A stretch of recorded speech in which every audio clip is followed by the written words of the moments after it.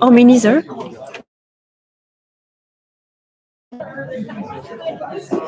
Yeah, it's me.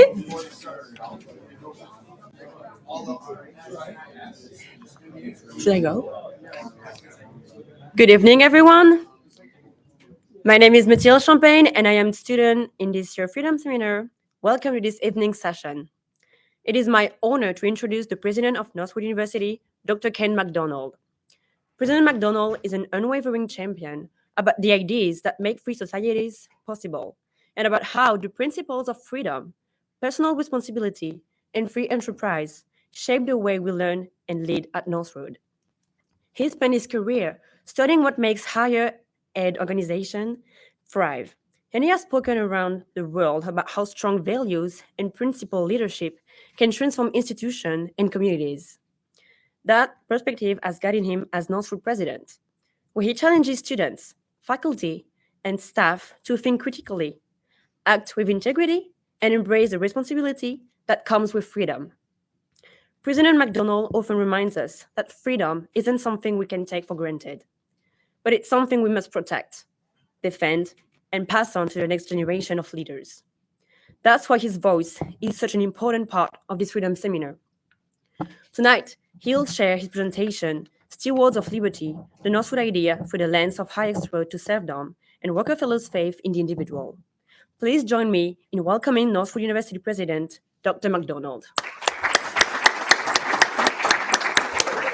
Test.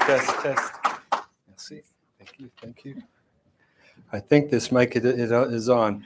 So we all have issues in life.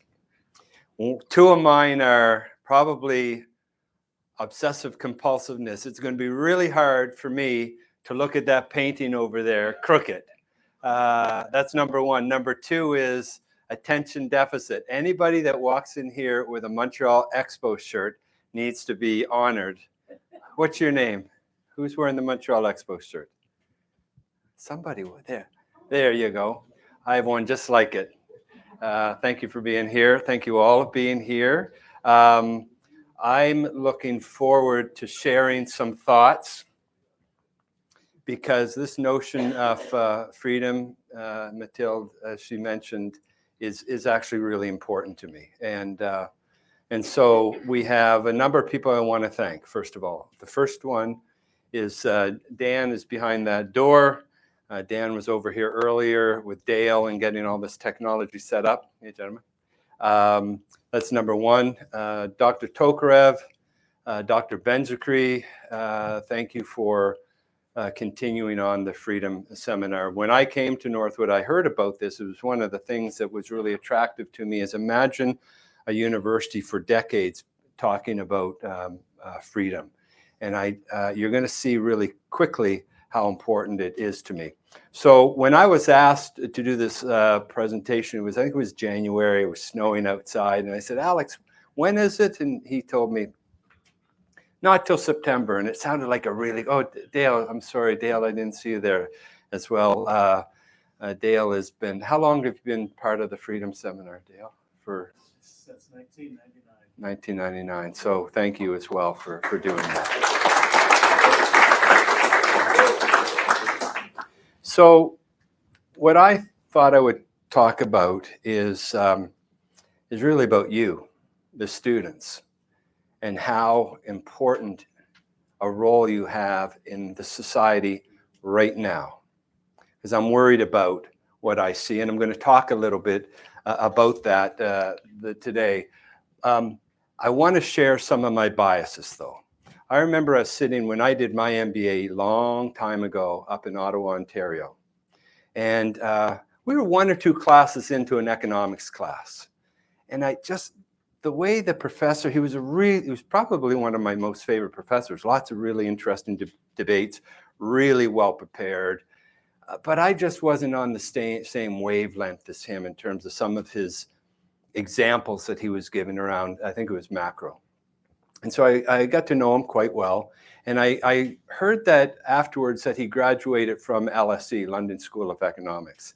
LSE, they would argue, but I'm pretty comfortable saying this, they're more of a left-leaning institution. Would you agree, Gabriel? Yeah. And that was really important to me because once I could frame where this amazing professor was coming from and his perspectives, it allowed me to kind of filter what he was saying and put it into my own kind of mental bias. And so I need to share with you what some of my biases are as we go through this. So, and it's absolutely fine if you say, I'm not on the same page as him. And that's actually a good thing because that means we're having a bit of diversity of thought, and that's where really good discussions take place. So the first one is, I absolutely believe in the mission of this institution and that free enterprise, not government, is what drives economic and social prosperity. And that's why working at an institution with a third of your alum who actually own their own companies is really, really special. And those who don't own have this ability to have these free enterprise entrepreneurial behaviors that drive a lot of organizations forward. And we have them, people who are working here. That's number one. Number two is equal opportunity and limited government unleash human potential. The more we allow someone living in Washington or in downtown Lansing to put their fingers into our day-to-day life, the more difficult it is for us to live as free human beings. That's number one. And number two is, I'm not a believer in equal outcomes and the equity conversations. I am absolutely committed, though, to equal opportunity, because all of us don't start out at the same place.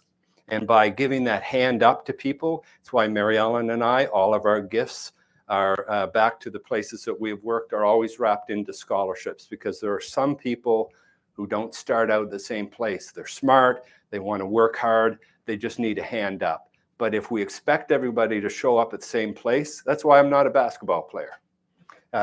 We can't do that. And so those are two quick biases. The next one, though, is the fundamental for me that you're going to hear going through, is I am talking about manicness, is I am absolutely a strong believer in freedom. And the more things that we peel back layers of freedom and not allow us to live as free human beings is a detriment. And it's probably more as a result of me really loathing the idea that there's somebody out there who thinks that they know what's better for me than what I need to know. And so you're going to hear this theme of freedom that comes out in this. It doesn't mean it's there's no parameters or guardrails. We do need those, and I'll frame that up as well. So that's one kind of set of biases. The next one is related to education.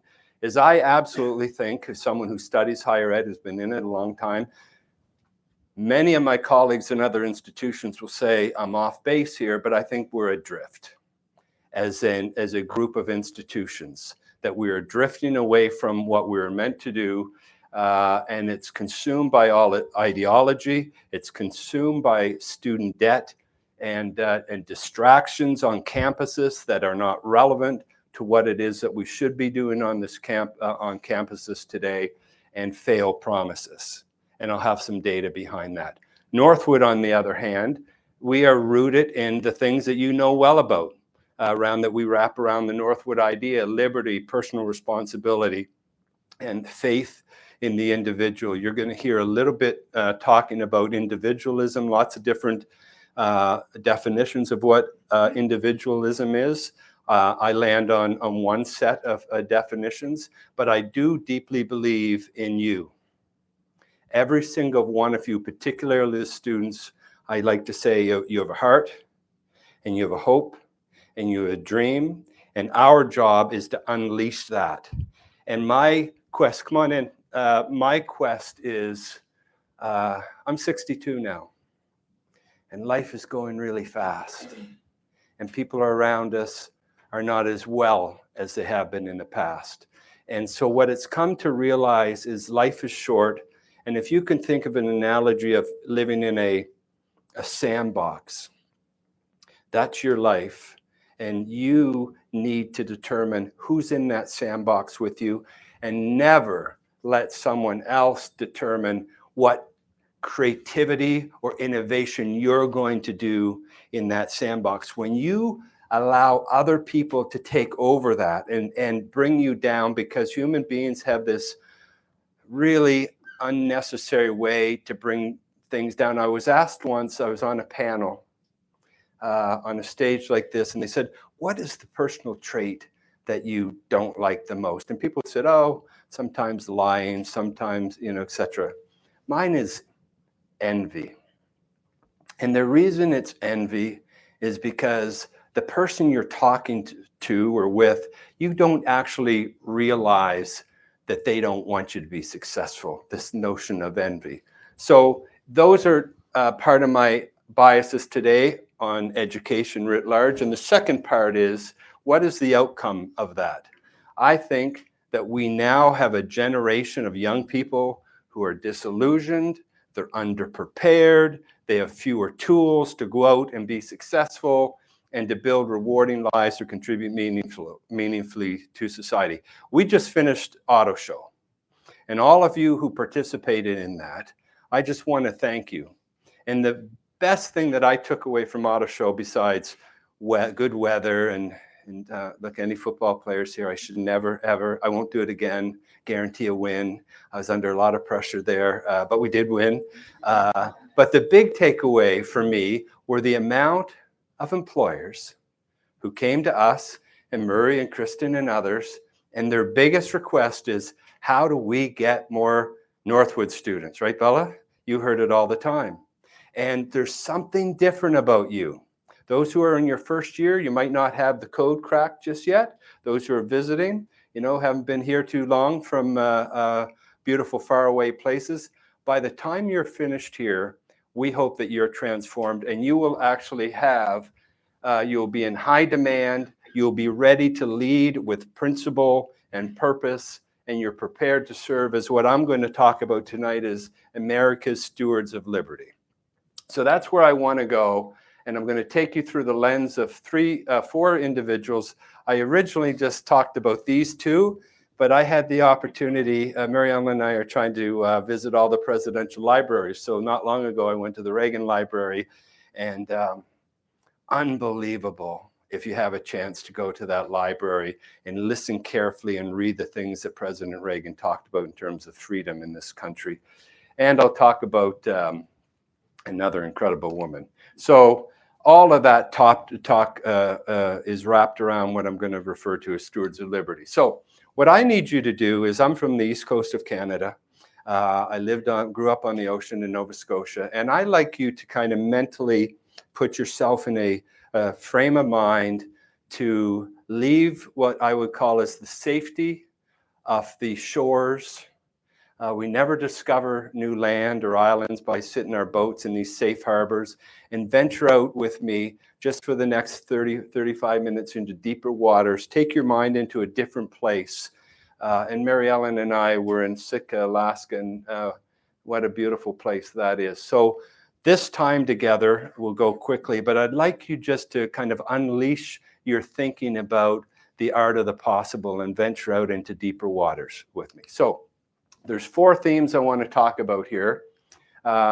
Echoes of evolution. All these things that are happening on campuses are not new. Number two is higher education. I said it earlier, that the water is boiling. I think we're in trouble, and I have some data behind that. And if we don't change, and then quite frankly, I don't think we are going to change. And that's why Northwood is such a special place.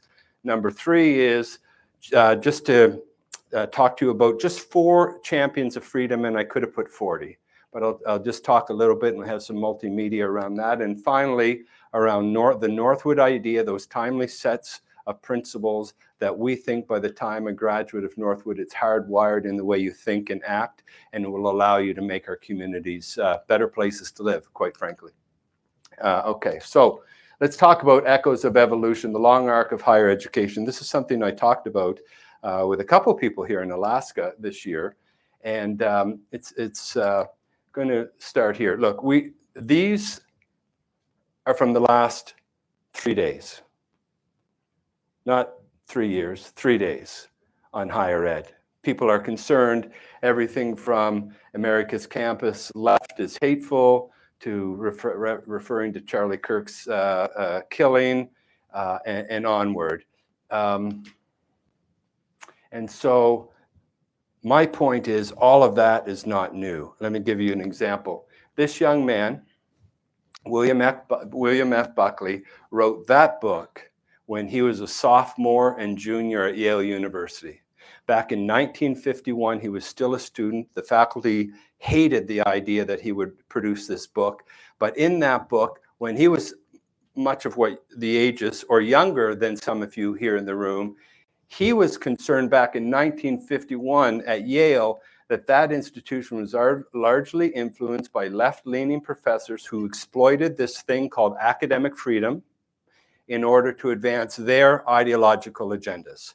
So the things that we're hearing about on campuses today are not new at all. They've been going on for a long time, and Yale dismissed these things that we believe in terms of individualism and free enterprise. That's number one. Alan Bloom in 1987, he wrote a book called The Closing of the American Mind.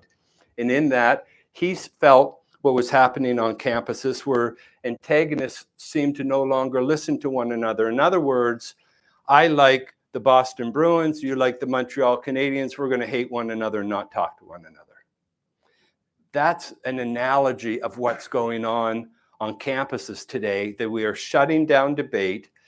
That is essentially the purpose of why we exist as a university, for you to come in, explore ideas. Even if the professor introduces you to something new and you don't agree with it, it actually reinforces your belief.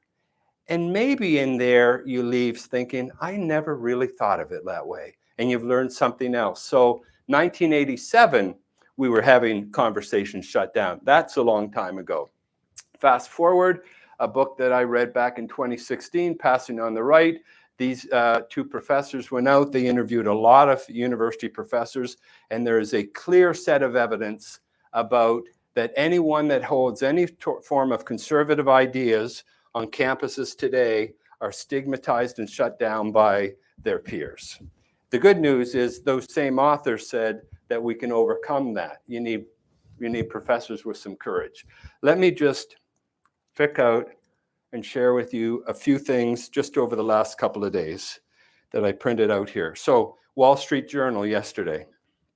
The modern university has become opposite of John Henry Newman envisioned. This is a book I read a long time ago called The Idea of the University. And in this article, he said, where Newman talked about habits of minds are formed that stick with you throughout your life. Instead, what we have created are factories of fragility. He's talking about you, students, not Northwood students, but other students. We have created factories of fragility where students pay $70,000 a year to have their prejudices confirmed and their triggers avoided. Same article. The university problem is that they are factories of indoctrination, especially in the liberal arts. Our campuses have replaced politics with theology, and that particular is an intolerant theology. Richard Vedder, who has been a long critic of higher education, he said the higher education model is in trouble. Enrollment is lower than 15 years ago. College campuses are often in turmoil. More schools are closing or merging with competitors. There's a financial crisis on campus, an integrity crisis, and a leadership crisis going on. This hurt a little bit. He also said, I would trust buying a used car from a randomly selected name on some big city's voter registration list than from the typical university president. There are too many lying and misleading narratives about what is going on university campuses in this country. Next article. Those wondering why America has aggressively lurched to the left on social matters in recent years need only to look at universities for the answer. Higher education has become a cesspool of left-wing radicalism in which students are encouraged to focus more on activism than academics, and faculty are expected to conform ideologically or jeopardize their career. I could show you a whole peer-reviewed article from Whittington from Princeton University, who wrote, universities have increasingly adopted a mantra of diversity and inclusion, but have shown little interest in diversifying the political and ideological profiles of their faculties. This essay argues the lack of political diversity among American university faculty hampers the ability of universities to fulfill their core mission of advancing and disseminating knowledge.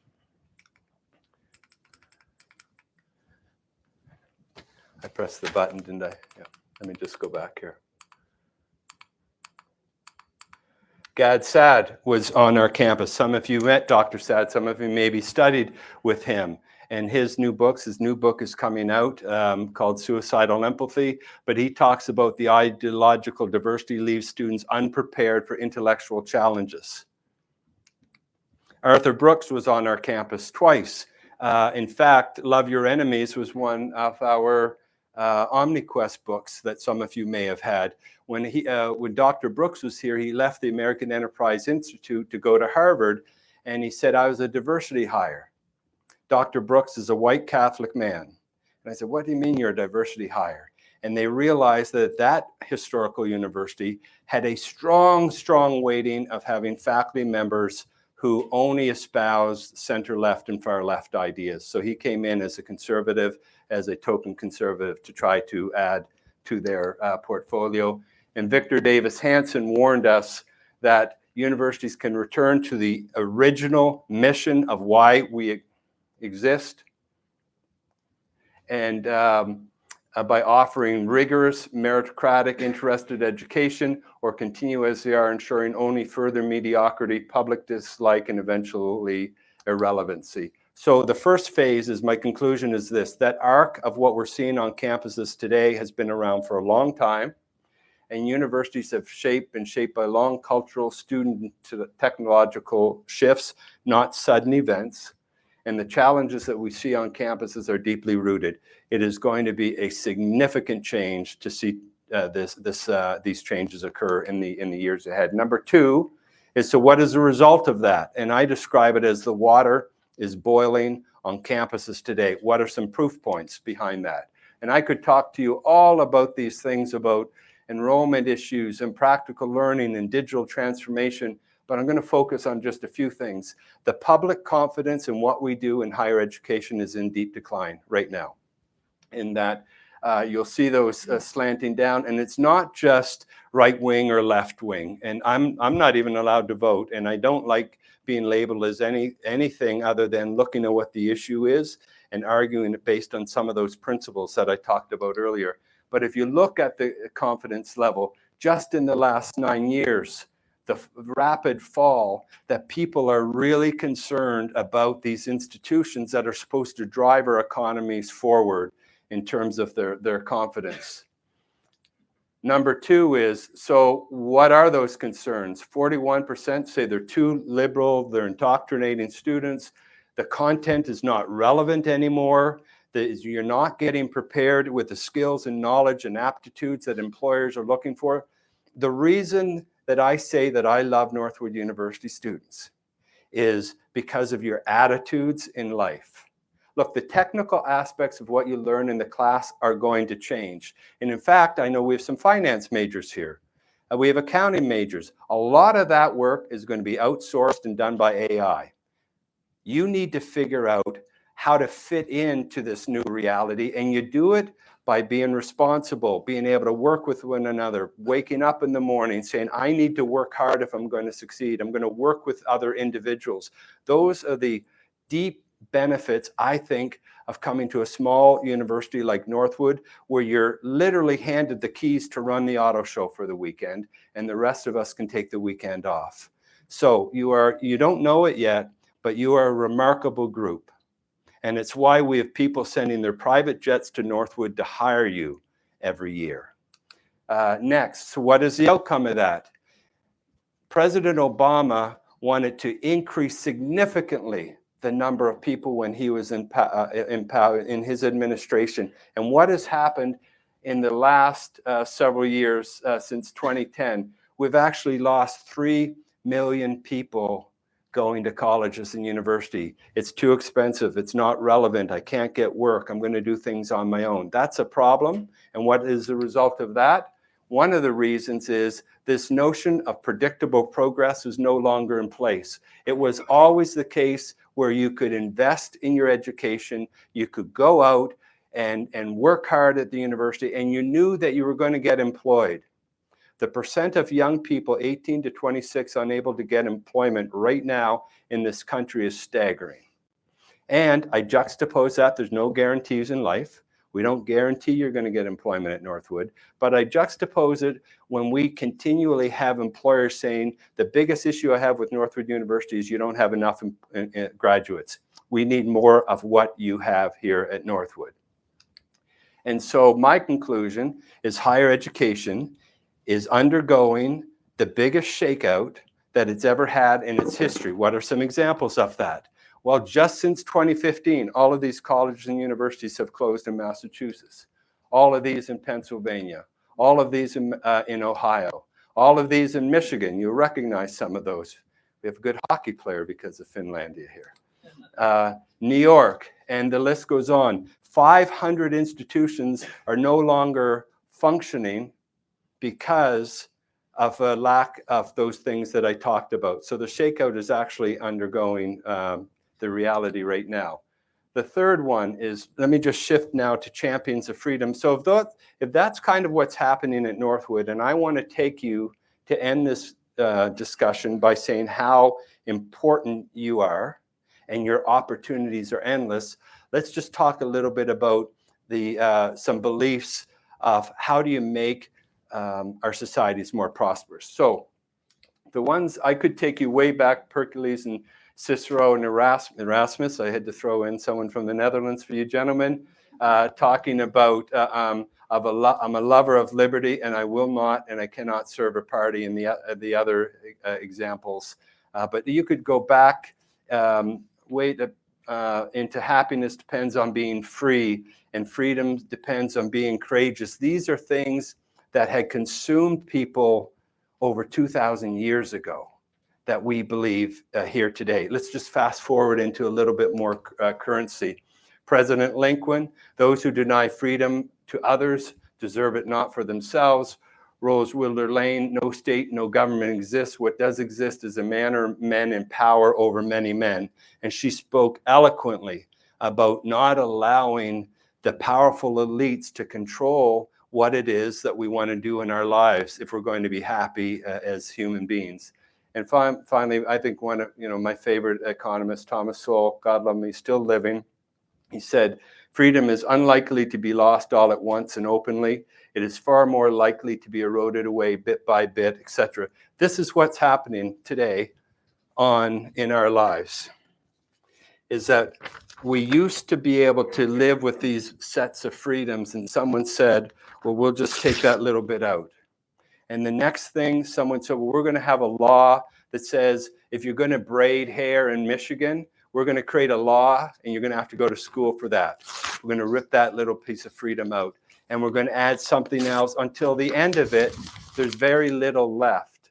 And so when I talk about my obsessiveness about the need for us to be free as human beings, that's the type of thing that I'm just really passionate about, and what kind of guides a lot of the way I look at that's my lens that I look at through the world.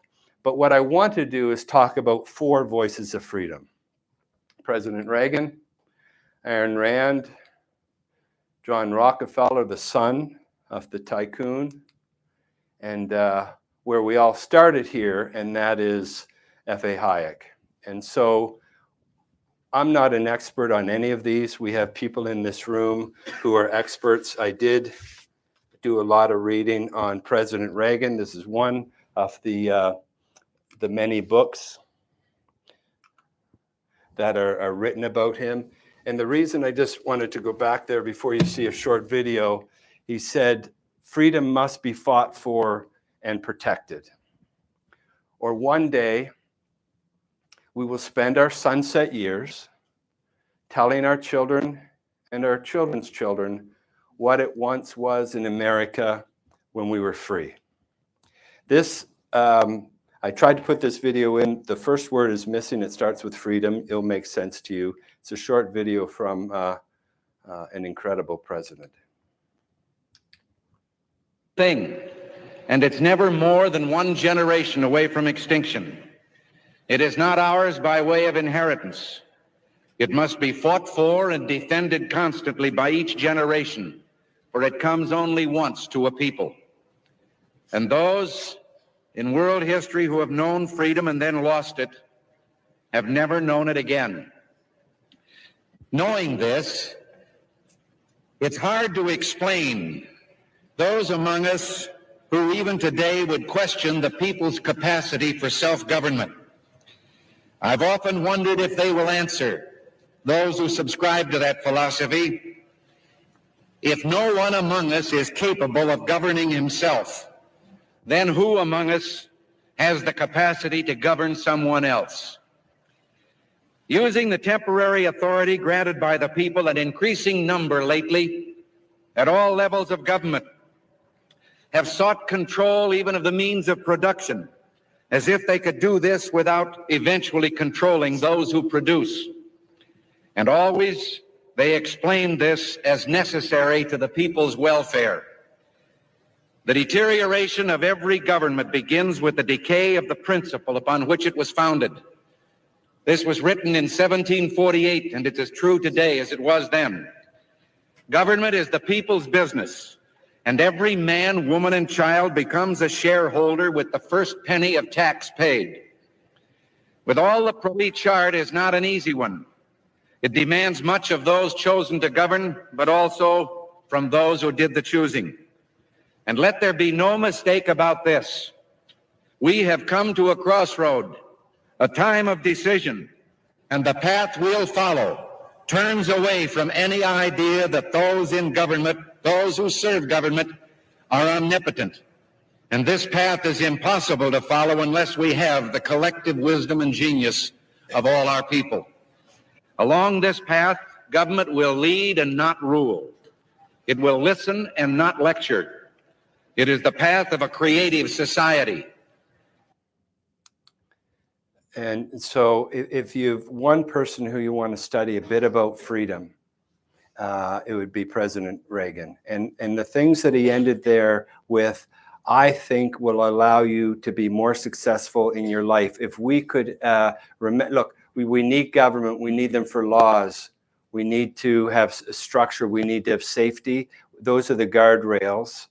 What we're trying to do at Northwood is to allow you to make more of those decisions, and you're going to be some winners here and there's going to be some losers here, but such is life. That's much better than someone else deciding what you're going to do with the rest of your life. Second one is Ayn Rand.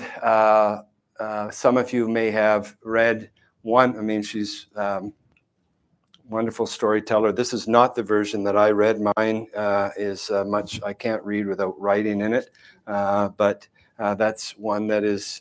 And has anyone read any of her work, Dale? I would encourage you to do it. Good, Corbin. That's good to hear.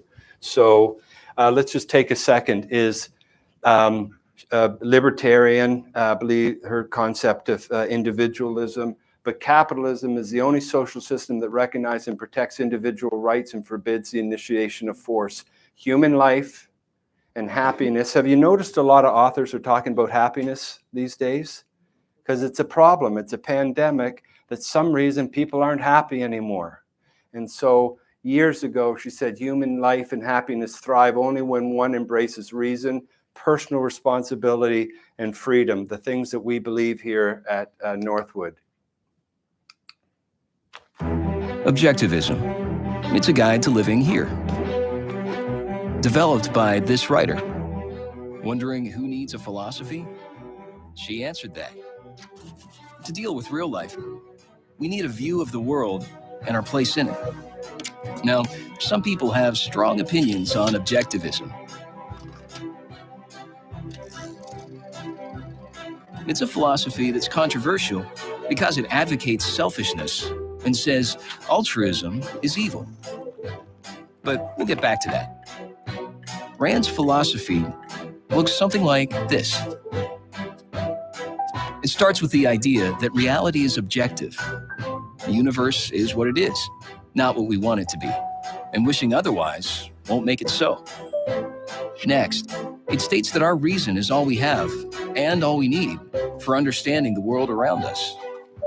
And if reason is an absolute, you can't accept contradictions. It also says your highest moral purpose should be the pursuit of your own selfish happiness. Now, selfishness can be misinterpreted. It doesn't mean exploit others for your own gain. It means realize your highest potential by pursuing rational ends and live in harmony with others by respecting their right to their own life and happiness.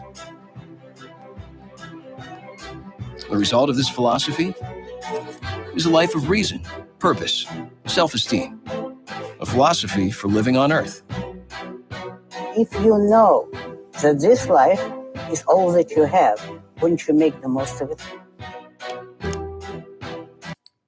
Realize the most you can get out of your life. If there was a way for us to drop pixie dust on all of you here, to fulfill your full capacity and do whatever you want to do, to give you that confidence, the ability to work with others, we have accomplished our job at Northwood.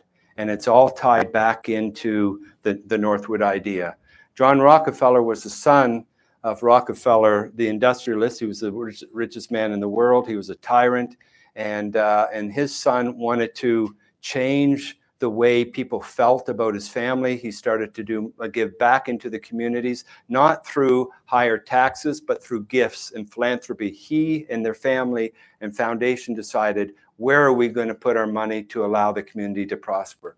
And so he came up with something. If you go to the Rockefeller Center today, you will see Rockefeller's credo. I'm not going to play all of it, but there's some key things here that he writes. And if you're in New York, I would encourage you to have a look at this and read a little bit. He never wrote a book, but he did write a credo of what he believes in. So this is where Dan is going to set this up for me. It's the one that wouldn't work. Thank you, Dan.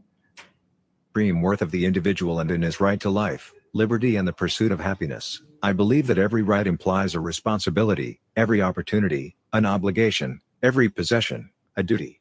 I believe that the law was made for man and not man for the law, that government is the servant of the people and not their master. I believe in the dignity of labor, whether with head or hand, that the world owes no man a living but that it owes every man an opportunity to make a living. I believe that thrift is essential to well-ordered living and that economy is a prime requisite of a sound financial structure, whether in government, business or personal affairs. I believe in the sacredness of a promise, that a man's word should be as good as his bond, that character, not wealth or power or position, is of supreme worth. I believe that the rendering of useful service is the common duty of mankind. And so he goes on. I would encourage you to have a look at it, just Rockefeller Credo. There's one thing I wanted to pick up on that, and he talked about labor. And the other aspect of this is, although, we'll have people flying in on private jets, we have alumni who own professional basketball teams, we have very wealthy people. If there's one thing that you also have to take away from Northwood, that all work is honorable. The honor is doing the work. Let me give you an example. When I was in Ottawa, it was a big organization. Murray was there with me. We had 20-some thousand students. We had 10,000 first-year students every year.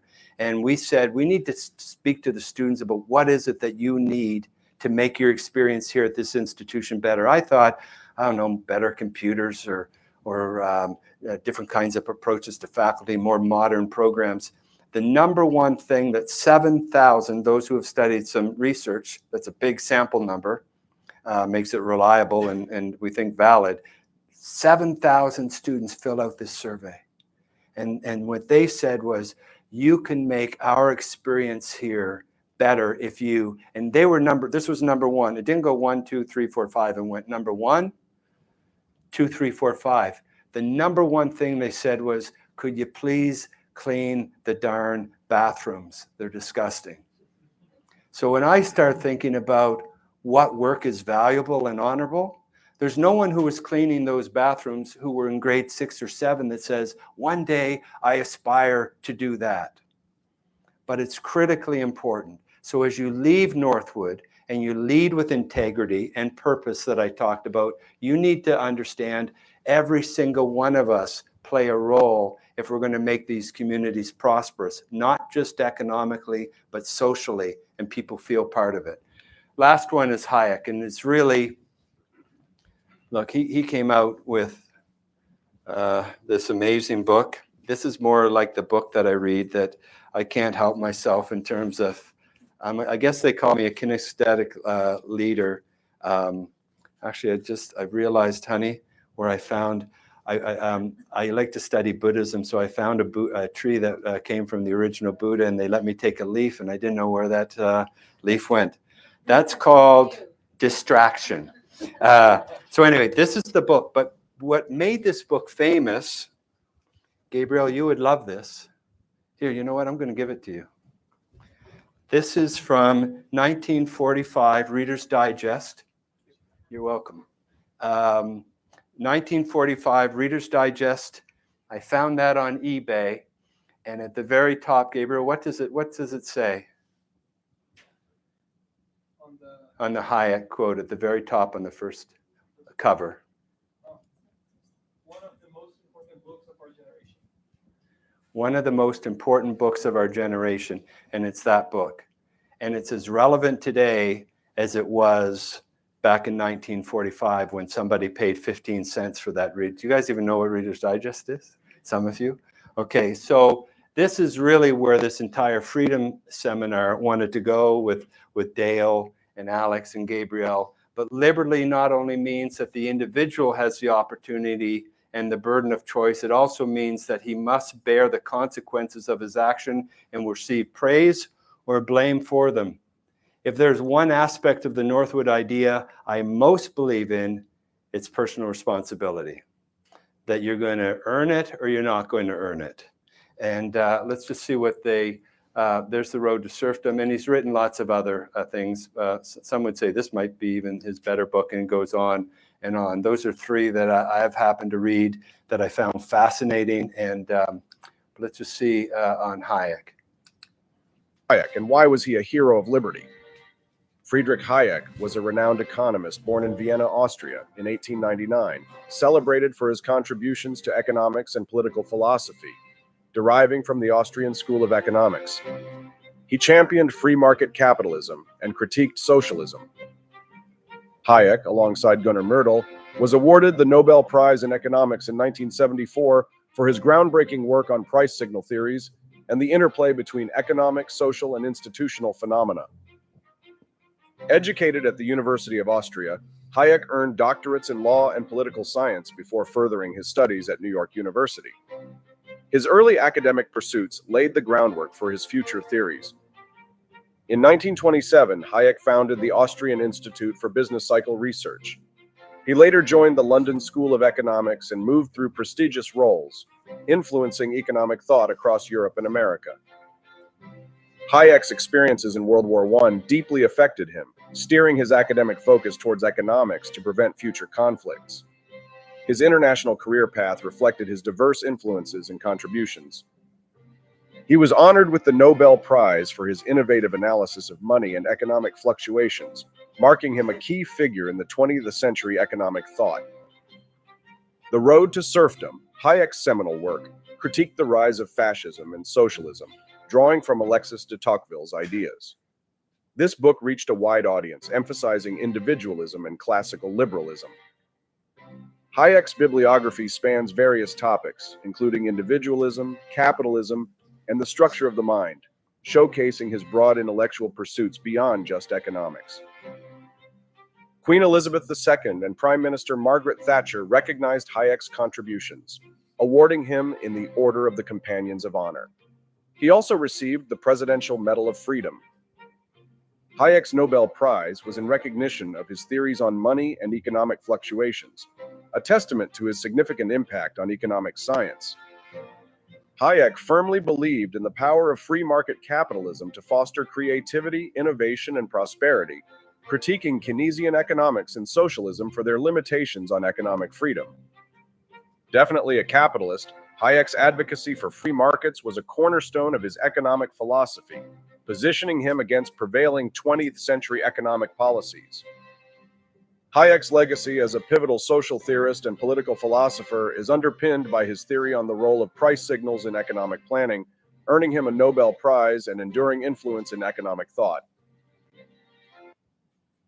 So if there's one gift that you have as a student here, is when I speak to alumni, of which we basically, our homecoming auto show, they never want to speak with the president. They always want to speak with the faculty, the people who touch them every day and change them. And we have great faculty here. And those who want to learn more about this, Dale Matrick, Professor Tokarev, Professor Benzakri, are all available for you to explore these things and take advantage of your full time here at Northwood. So let's go to the last one, the Northwood Idea, a timely set of principles. This is a very short video from Dr. Brooks when he was on our campus, a foremost authority on economics and freedom.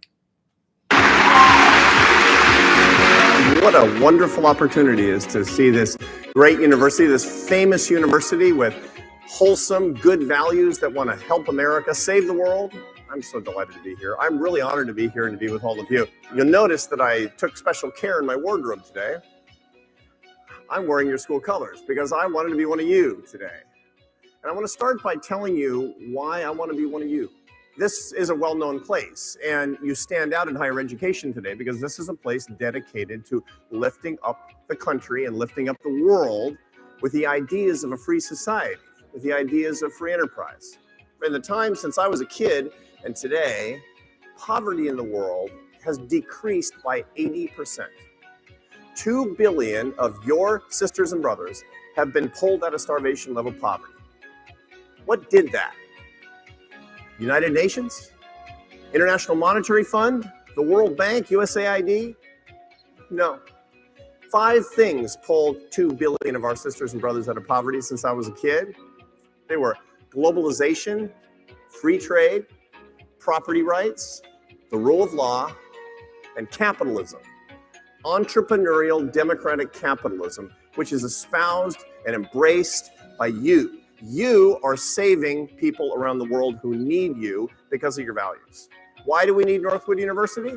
Because we need more people graduating with these values, becoming leaders in our country and leaders in our world that are willing to fight for the poor. Thank you for doing that. I'm so honored to be here.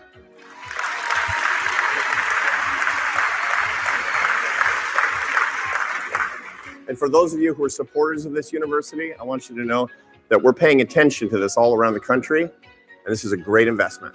So thank you for supporting this with your time and your talent and your treasure as well. I absolutely agree with Dr. Brooks. And if you look at the history, the last 150 years, as what has made our communities more prosperous, it's not paying more tax dollars to give to centralized government to make decisions for us. You need some of that. You need good police services, you need good roads, you need good infrastructure.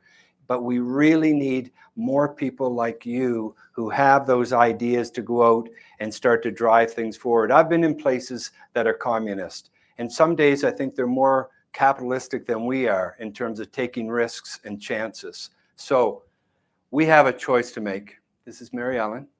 I always try to put Mary Ellen in each of my examples. Here's your choice that we have. We can be ideological drifters and kind of just float and pretend everything that we know about communism, socialism doesn't exist, or we can be stewards of liberty. That's the decision that we need more young people to take today. And so that's where I think we are. And so what does this mean for us as stewards of liberty? That you're independent thinkers. You're actually able to think on your own, and just because someone says something, you just don't take it for granted. You have no idea how important that is today.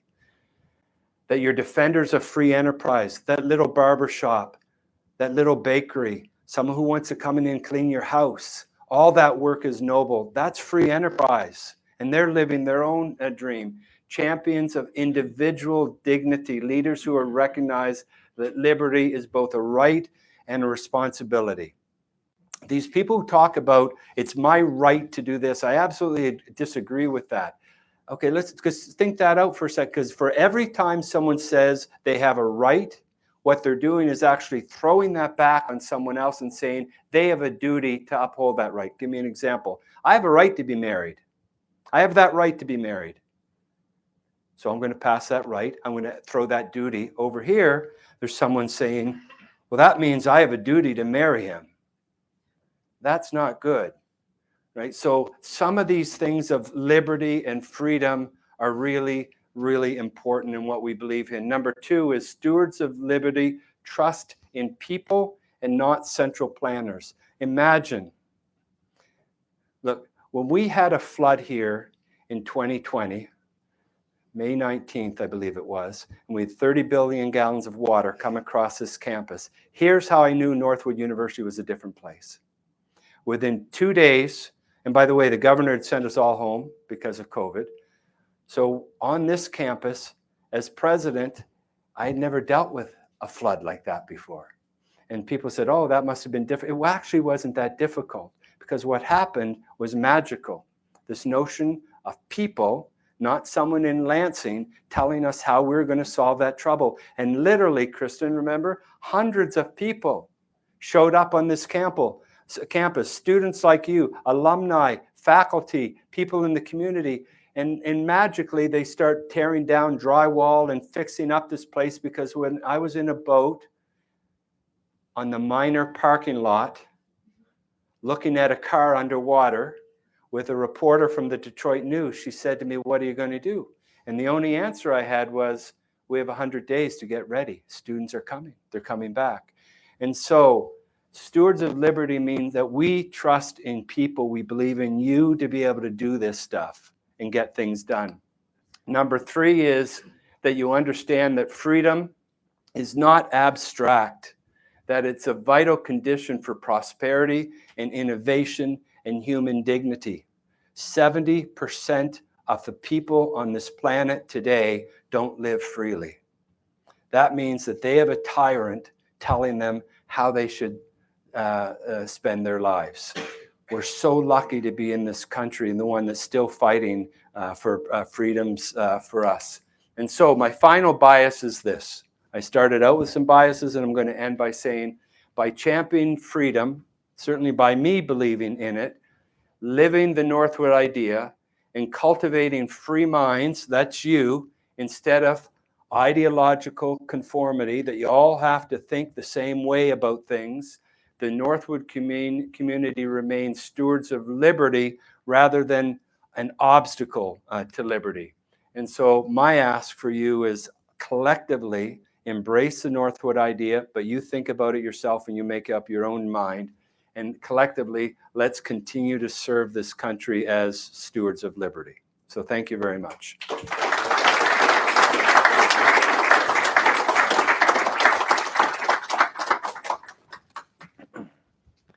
Hello, Papine. All right.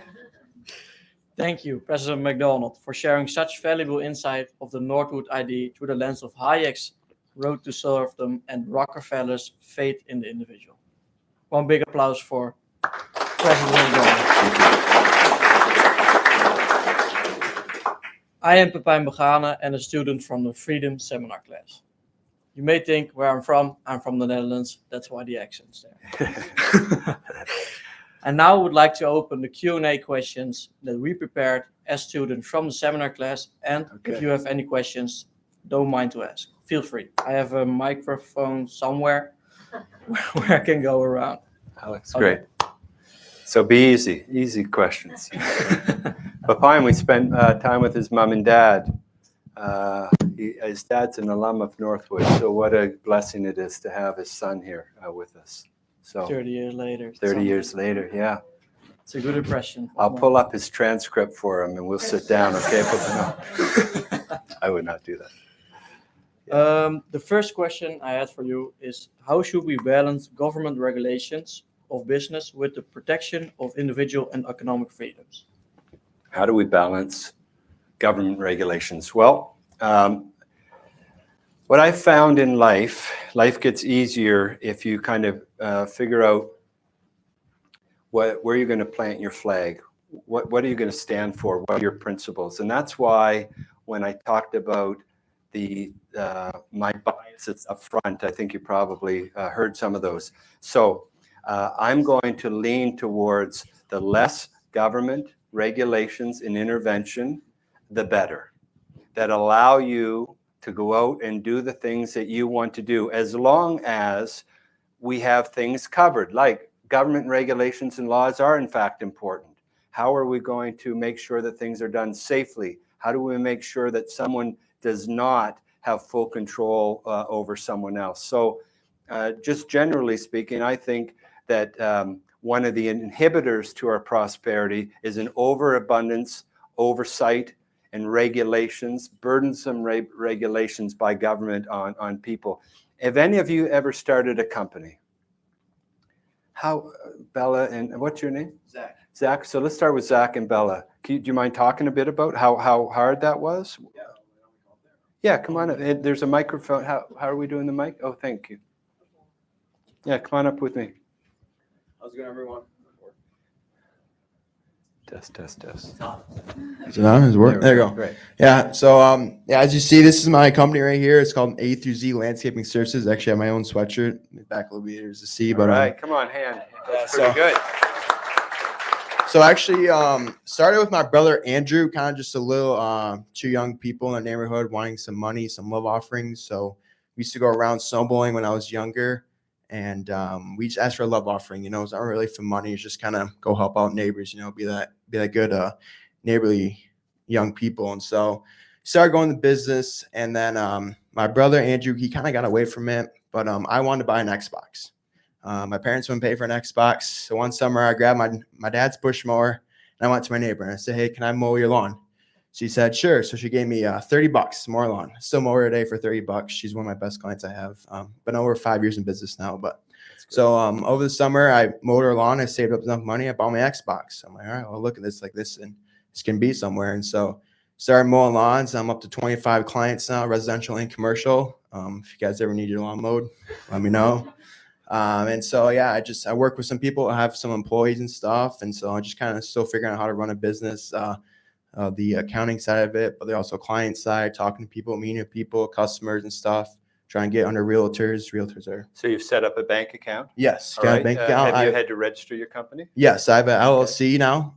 Okay. Registered it and had to change my name a little bit because. Do you have to have insurance? Yes. Insurance. Right. And I could go on and on and Oh, on yeah, and there's a on lot. and on in terms of, it's not just, hey, I'm going to start mowing lawns. There's a lot of details behind Oh, yeah. that. And sometimes, and I don't know fully, Zach, your experience, sometimes people say, I've had enough. I can't do this anymore. No. I'm going to shut it down. That's the biggest thing because right now I'm going to be coming up to obviously trying to get a salary position. And so I don't know if I'm going to continue to run that business or shut it down or try to do both or something. So something still thinking about and looking forward to. You know, Zach, the fact that you did it and you had the courage to do it is quite remarkable. You know, a lot of people want to run marathons, write books, start a company, and most of us don't do it.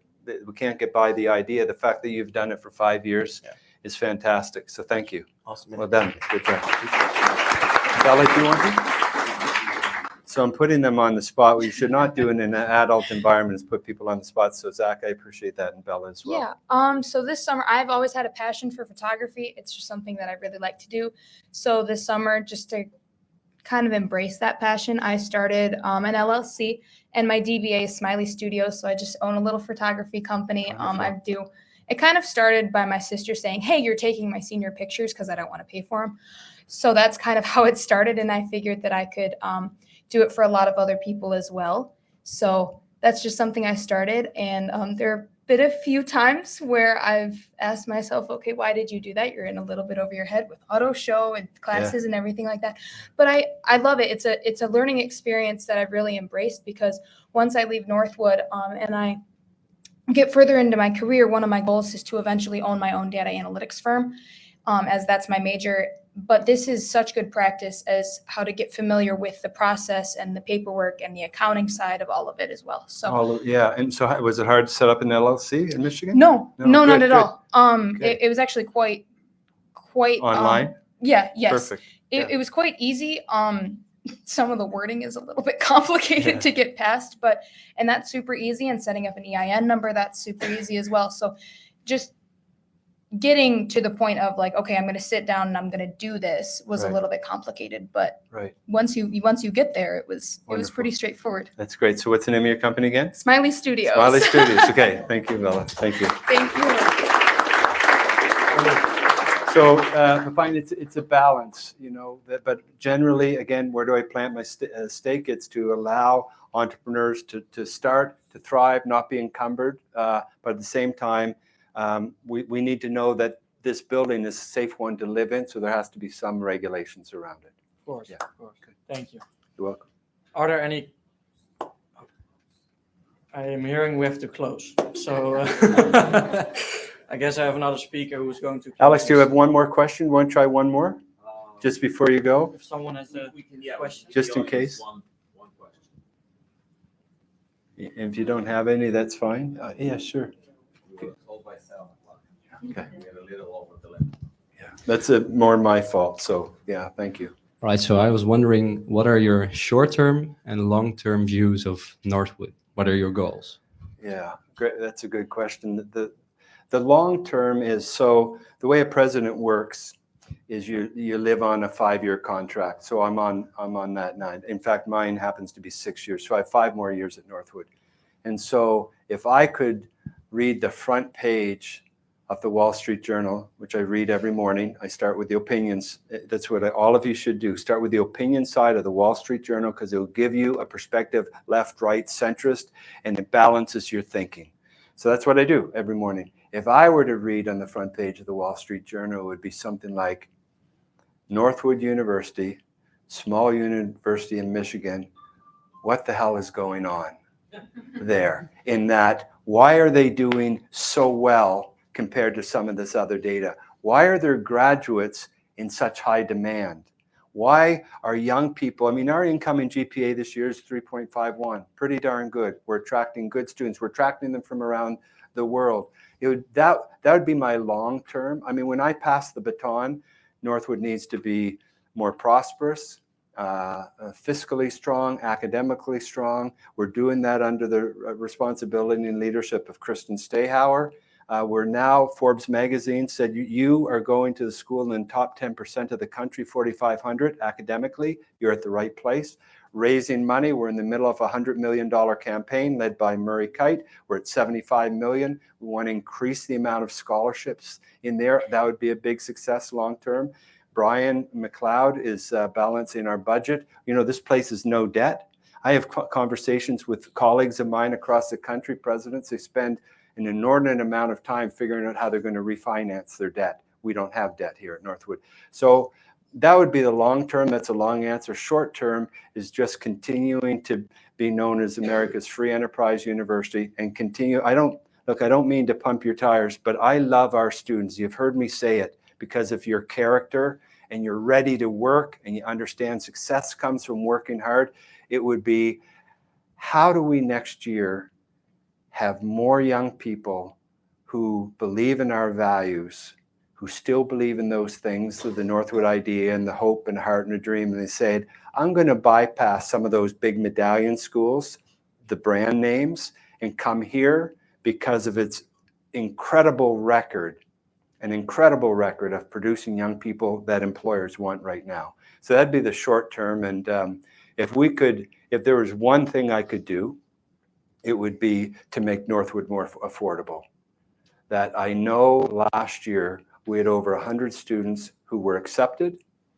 They said they were coming and they didn't come. And when we asked them why, they said, I really wanted to, I just can't afford it. And in my view, they're going to have to settle for something less. If we could fix that, that would be amazing. And we don't need thousands here. We just need 500 really cool students, you know, and we get them right now. You don't understand how special you are. You don't understand how special a group you are. And we're proud of the students we attract. So that'd be no more questions, okay? That's it. Yeah. Thank you. Sorry, I had to get one. Okay, come sit by Alex, okay. All right, ladies and gentlemen, let's thank President MacDonald again for the illuminating presentation of the Northwood Idea through the lens of Hayek's road to serfdom and Rockefeller's faith in the individual. So let's give him another big round of applause for that. So my name is Jens, and I'm a student in the Freedom Seminar, just like Pepijn. And I would like thank all of you for attending this evening. As we conclude this evening, we also like to invite you to attend the upcoming Freedom Seminar events. At Northwood, we believe that freedom, individual responsibility, and enterprise are essential for human progress. The remaining Freedom Seminar events will continue to provide us a deeper understanding of these values and how they can be applied to improve public policy business and our personal lives. Next week's topic, the fall of Rome and modern parallels, will be presented by Lawrence Reed. He's a president emeritus of the Foundation for Economic Education. You are invited to come at 6 p.m. on September 30th to the Griswold Lecture Hall. For those of you who are recording your participation for the class, the I'm Packet program, or the T&I badging program, please be sure to scan the QR code on the flyers located in the lobby and submit the form prior to leaving this event. Thank you and good night.